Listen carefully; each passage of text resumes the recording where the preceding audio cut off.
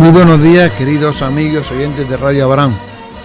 Están oyendo este programa ya en el mes de septiembre, el mes de Abarán por excelencia, el mes de la fiesta, el mes de la alegría, el mes del disfrute, el mes en el que Abarán es más Abarán.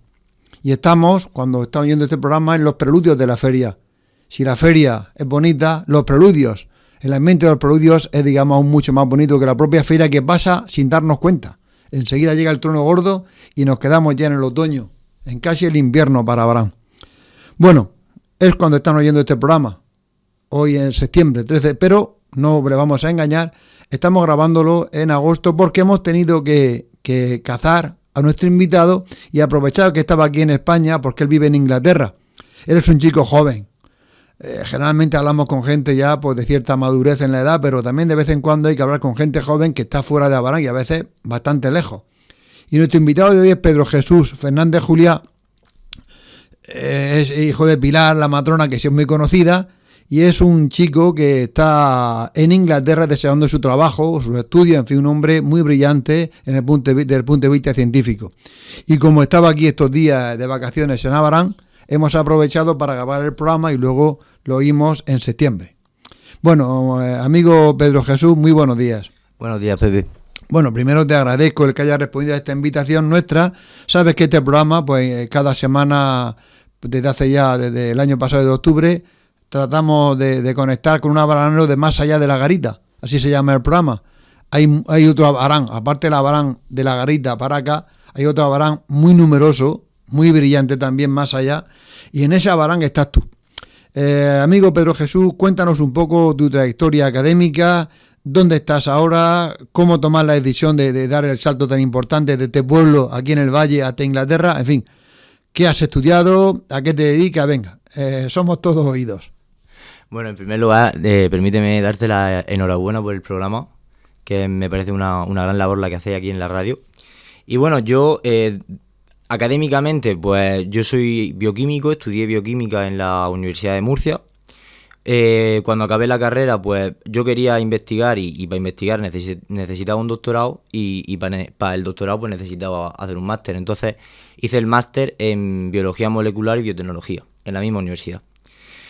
Y justo cuando acababa el máster, pues por un contacto que tenía en el departamento de bioquímica con el que había hecho mi trabajo fin de carrera, pues le llegó una oferta de un hombre que era español que estaba en Inglaterra y que buscaba gente pues para hacer un doctorado allí.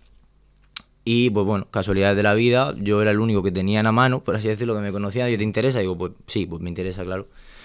Y así me fui para Inglaterra. Cogí las maletas y para allá que nos fuimos. Hice la entrevista, la pasé, me cogieron y fui a Newcastle, una ciudad que está al norte, muy al norte, que prácticamente muy cerca de Escocia ya, y a la Universidad de Northumbria. Y allí hice mi doctorado, que lo acabé en noviembre del año pasado, y desde que lo acabé pues ahora mismo soy investigador senior en la misma universidad, con un proyecto totalmente diferente a lo que hice el doctorado, pero investigador en esa universidad. ¿En qué tema estás investigando? Mi doctorado, durante 3 años, investigué sobre todo el efecto de azúcares de un hongo que se usa allí para hacer productos alimenticios, pues el efecto que los azúcares de ese hongo tenían en las bacterias del intestino humano. Cómo se degradaban esos azúcares y de alguna manera ver si podían ser beneficiosos para ciertas bacterias del intestino humano a la hora de, sobre todo, reducir el consumo de carne y los problemas que había asociados a no ya el consumo de carne, sino a la comida rápida, al abuso de la grasa, cánceres de colon, etcétera. Trabajando sobre todo con las bacterias del intestino, lo que normalmente se conoce como la microbiota humana, o la microbiota intestinal en este caso. Pero bueno, cuando ya acabé ese proyecto, cuando acabe mi doctorado, aplico a un proyecto totalmente diferente, que es en lo que trabajo, y ahora mismo lo que estoy haciendo es, estamos en una colaboración de mi universidad con la Fuerza Aérea Británica. Lo que estamos haciendo es desarrollar un sistema para degradar combustible militar de aviones militares usando microorganismos. Entonces, normalmente los residuos de combustible de aviones y de automóviles militares o de cualquier tipo, pues normalmente los residuos se incineran y eso produce una gran cantidad pues de gases de efecto invernadero, en especial pues el dióxido de carbono, que toda la gente lo conoce. Entonces este proyecto, dentro de la privacidad que lo rodea, evidentemente, pero básicamente se trata de intentar, usando microorganismos que tienen la capacidad de degradar combustible o componentes del combustible, lo que nosotros intentamos es degradar ese combustible y el dióxido de carbono producido también evitar que se emita a la atmósfera mediante el uso de, ya no los primeros microorganismos, sino mediante el uso de algas fotosintéticas que por la fotosíntesis lo transforman. Pero bueno, está todavía muy en unos primeros estadios. Queda mucho. Una pregunta, digamos, personal. ¿Tú qué edad tienes, Pedro? Yo tengo 26 años. Este año cumplo 27. ¿Y cómo has sido capaz, digamos, en 26 años, digamos, de hacer ya la tesis doctoral, estar trabajando con la Fuerza Aérea? ¿Y cuál es el secreto, el misterio, entre comillas, de haber hecho en tan poco espacio de tiempo una carrera, una trayectoria académica tan brillante en este tiempo? No tiene nada de extraño. Sinceramente, suerte. Está en el momento, yo siempre lo digo, yo no soy nada especial, solamente pues he tenido suerte en gran parte y estar en el momento adecuado, en el sitio adecuado, en el momento adecuado. También la gente pues, que nos esté escuchando tiene que entender que el sistema en Inglaterra es diferente. Por ejemplo, allí el doctorado son 3 años, normalmente, o sea, puede haber algunos de 4, pero el doctorado no son 4 años como en España, sino que son 3.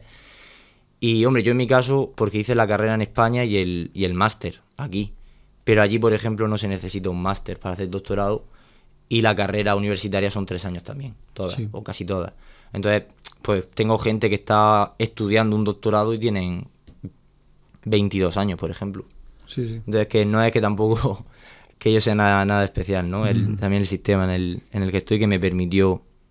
Pues hice todos mis cursos, nunca he repetido un curso en el instituto o en la carrera, no, gracias a Dios no tuve que repetir ni hacer ninguna otra asignatura. Y luego pues gané un año, entre comillas, porque mi doctorado era un año menos, y justo cuando acabé tuve la suerte de que salió esta oferta de trabajo y la cogí al momento. Decía, hay una frase que a mí me impresionó siempre mucho, antes de la formación universitaria, alguien dijo, no sé quién, que un hombre es una madre y un bachillerato. ¿Cómo ha influido en la formación tuya, tu bachillerato, tu formación previa a la universidad? Pues hombre, yo tengo muy buen recuerdo de la educación obligatoria en la ESO y sobre todo en bachillerato, porque tuve muy buenos profesores, tanto en el Faguarán, donde hice hasta cuarto de la ESO, como en el IES Villa de Abarán. Y tengo muy buen recuerdo sobre todo de los profesores de ciencia, de Lorenzo, Boris, de Mariano en el Faguarán, de Santiago, de Agustín, de Antonio Hielo, de todos mis profesores, pero por lo que a mí me toca, pues evidentemente los que eran de ciencia, o sea, biología, química, física, pues la verdad que siempre me influyeron mucho y fue en la etapa de la educación de la educación obligatoria donde yo descubrí realmente lo que quería. Porque yo siempre decía, yo no sé lo que me gusta, pero me gustaría investigar. Entonces pues ahí sí que me dijeron, por ejemplo, me decían, bueno, pues si te gusta investigar, pues a lo mejor la química o la ingeniería química o Joaquín, que se llama siempre de la imprenta, que sí, químico, él también me despertaba mucho. ¿Y tú has pensado en la bioquímica también? Como investigación, bioquímica es lo que más te va a dar, ni la medicina, ni la ingeniería, ni nada. Y al final, pues mira, pues tiré por ahí. Sí, has tenido grandes personas. Sí, tenemos todo. El que me recomendó efectivamente a ti fue mi amigo Antonio Hielo, que es un gran profesor, una gran persona además, que combina, digamos, lo académico con lo humano, un hombre muy cercano al alumno. Por supuesto. Un saludo para él, Antonio, que sabemos que nos escuchará. Bien, vamos a poner un poco de música que ha elegido Pedro Jesús para salpicar un poco esta conversación de esta mañana. Bueno, hemos hablado, Pedro, de tu trayectoria académica, de tu estancia en Inglaterra. Salva, yendo al plano más humano, ¿qué diferencia ves tú que será muy grande entre nuestra forma de vivir la vida inglesa? ¿Qué ves tú entre la Abarán, de ir de un lado para otro y la forma de... ¿Te ha costado trabajo asimilar una nueva forma de vida? Hombre, pues es muy, pero muy diferente. Porque claro, nosotros al final estamos en el sur de España y yo vivo en el norte de Inglaterra. Entonces ya el tiempo, como podéis imaginaros, es muy diferente, mucho más frío. Y sobre todo la ciudad de Newcastle se caracteriza por que hace mucho viento continuamente, y claro, en invierno pues mucho más húmedo y es muy, muy, muy diferente. Y lo que más cuesta, de hecho, no es ya el tiempo, que cuesta mucho adaptarse, pero a mí lo que más me costó sobre todo era la comida, por ejemplo, porque sí que la riqueza gastronómica que tenemos en este país, creo que no la valoramos hasta el momento que sale fuera y lo ves. Sí. Y eso es lo que más me costó. En el tema de cómo son, pues es curioso porque la gente puede pensar que a lo mejor los ingleses son más fríos, más distantes que los españoles, y en parte tienen razón, pero justo en la zona norte de Inglaterra y también ya en Escocia, que es otro país diferente, son muy amables, muy, muy cercanos, la verdad. A mí me recuerdan bastante en ese aspecto a la zona más sur de España. Cuando, por ejemplo, en la zona sur de Inglaterra, la zona de Londres y tal, lo que se dice siempre de las grandes capitales, pues la gente a lo mejor es un poco más fría y distante. Pero lo que es el inglés de Newcastle, pues es una persona, por supuesto, muy, muy polite, que ellos dicen, muy correcta, muy toco a la puerta, pido permiso, te doy las gracias, te saludan y te preguntan, oye, ¿cómo vas tu día? Que a lo mejor en ese momento no le importa lo que tú le estás diciendo, pero Sí, pero sí son muy... las normas... La educación sí la tienen muy establecida, sobre todo yo que me muevo en la universidad y en el ámbito académico, pues todavía más. Y luego sí que me sorprende mucho la capacidad que tienen para trabajar sus 8 horas dándolo muy intensamente, ¿no?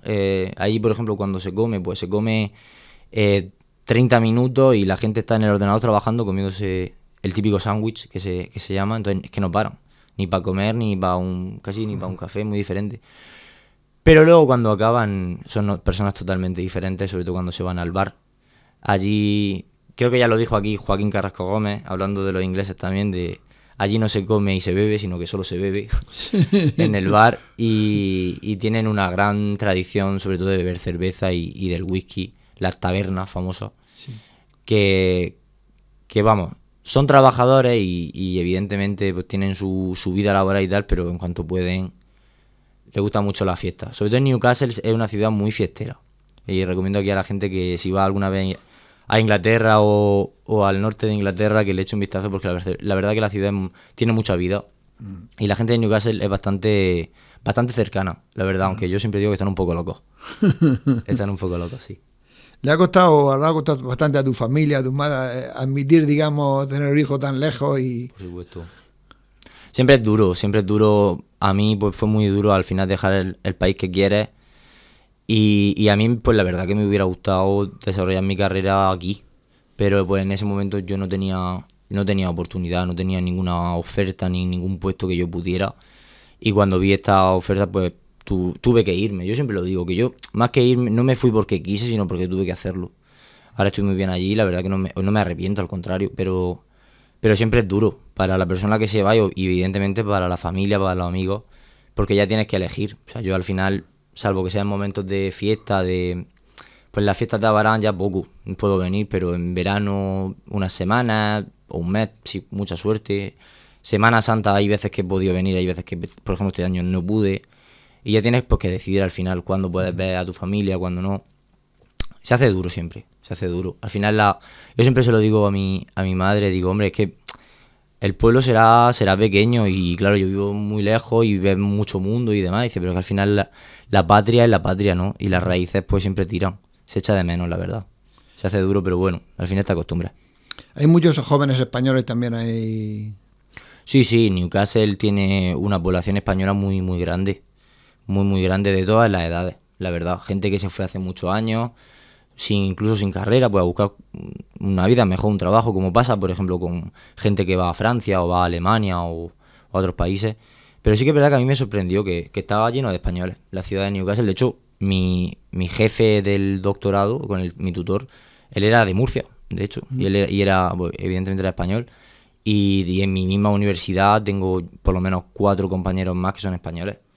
Así que sí, por eso la verdad que lo ha hecho más fácil. Lo ha hecho mucho más fácil. Estar allí, muchas veces casi no hablo inglés durante el día, porque entre que está ahí en el trabajo con un español y luego llego a casa y tal, hablo también español y bueno, la verdad que sí. Pero, por ejemplo, sí, perdón. No, termina. No, digo que, por ejemplo, que de hecho, mira, mi novia ahí es española y mi grupo de amigos somos todos españoles, así que gracias a Dios. ¿De dónde es tu novia? Es de Málaga. Ah, de Málaga. De Málaga, pero bueno, pero mira, del estamos... sur también. Pero en el norte de Inglaterra. De cuando está, una de las cosas que más dice la gente que echa de menos, como te has dicho, es el sol, sí. El sol nuestro. Pero aparte, digamos, del sol, cuando estás en ¿qué paisaje de Abarán, qué rincón de Abarán, digamos, te gusta más, especialmente añoras cuando estás lejos? A mí siempre me ha gustado mucho el Parque de las Norias, el Paseo del Río. O, por ejemplo, el subir a Macicandú y ver todo el pueblo con el río rodeando. Pues siempre me ha gustado, la verdad que mucho. También la iglesia de San Pablo me parece muy bonita, sobre todo desde el interior. Yo creo que es una estructura arquitectónica que mucha gente que piensa a lo mejor en Abarán no creería que tenemos una iglesia tan chula y sobre todo tan antigua con la historia que tiene. Hay mil rincones, o sea, no con esto quiero decir que la iglesia de San Juan Bautista u otros sitios, pero quizás esos dos. Y sobre todo, pues, si me preguntas en qué momento más, pues creo que lo que más caracteriza a Abarán es su Semana Santa y, por ejemplo, el Día del Niño. Cuando yo hablo de, oye, ¿tú de dónde eres? ¿Y allí qué hay? ¿Qué haces? Y yo le cuento lo que es el Día del Niño y demás, y la gente se queda muy sorprendida, la verdad, de algo que tenemos muy característico de aquí. Tú te planteas, antes de terminar, Pedro, eres joven, obviamente tienes un futuro por delante allí, ya cuando llegue la madurez, establecer ya tu vida en Abarán o en España. Hombre, yo siempre se lo digo a mi madre, yo me quiero volver, lo que pasa es que me quiero volver pudiendo volverme con buenas condiciones, ¿no? Entonces, quiero volverme, evidentemente, si no a Abarán, siempre lo digo, yo creo que al final, quizás por mi trabajo y por mi carrera, podría a lo mejor vivir en alguna ciudad más grande, ¿no? A lo mejor Murcia, capital, o alguna Madrid, Valencia, no lo sé, la verdad. Y obviamente, claro que me gustaría volver al pueblo, si no para residir, por lo menos para tener, como siempre digo, una casilla en el campo y pasar aquí, e incluso la vejez, ¿no? Siempre quieres volver, cuando te vas siempre quieres volver a tu tierra. Pero claro, para eso pues me gustaría volverme bien y con un puesto que yo esté también haciendo lo que me gusta, ¿no? Que es lo que realmente es lo más complicado, pero volverse bien. La mayor parte de la gente que conozco, sobre todo españoles y tal, que van allí, siempre te vas para un periodo de tiempo y alargan mucho. Sí. Gente que yo venía para 6 meses, llevo aquí 5 años, porque al final cuesta volverse, sobre todo porque pues, la vida allí está más fácil, ¿no? Sobre todo a la hora del trabajo y de la dedicación laboral se está mucho mejor allí, desgraciadamente. Pero sí, algún día volveré. Espero que sea pronto, de hecho. Más que yo no lo... Amenazas con volver, entre comillas.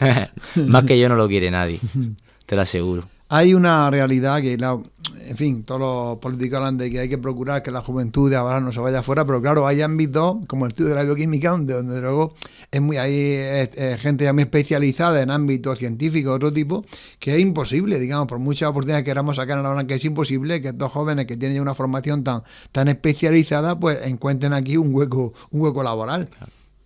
Por supuesto. No, a mí, por ejemplo, el haberme ido, si veo lo positivo, pues evidentemente me ha servido también para mi formación y para ahondar en mi desarrollo intelectual y en mi currículum, como se diría. O sea, que al final, que yo lo pienso de bioquímico, pues no creo que hubiera trabajado, de mi formación no hubiera trabajado quizá en Abarán, pero que posiblemente sí podría haber estado pues, en los alrededores, ¿no? O en España, sí, mira, aunque estuviera en el norte de España, pero estaría en España, ¿no? Que eso lo pondría todo mucho más fácil.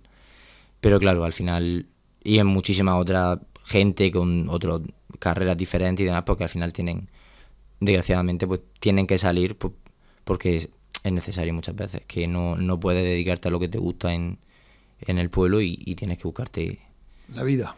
La alubia, como dicen, ¿no? Bueno, Pedro, ha sido un placer hablar contigo, un chico inteligente, sencillo, humilde, trabajador y que se está buscando la vida muy lejos de Abarán, pero siempre sin perder el arraigo, que es lo importante. Y si perdemos, como decían, de las raíces, pues nos quedamos unas personas sin alma, prácticamente. Para terminar, pues dirige algún saludo a toda tu familia, a tus amigos y la gente que te conoce en Abarán, que es mucha. Pues sí, hombre, pues por supuesto saludar a todos los oyentes de este programa. Voy a saludar especialmente a mi familia, obviamente, a mi madre, a mi padre, a toda mi familia, a mi amigo Y a todos los habitantes del pueblo, que ya que estamos, esto se va a emitir en septiembre y yo creo que no podré estar, porque disfruten de las fiestas y que viva Abarán, por supuesto. Bueno, muchas gracias. Seguro que aunque no estés, el cohete lo irá desde Inglaterra, aunque estés a miles de kilómetros. Muchísimas gracias y hasta una próxima ocasión. Muchísimas gracias a vosotros.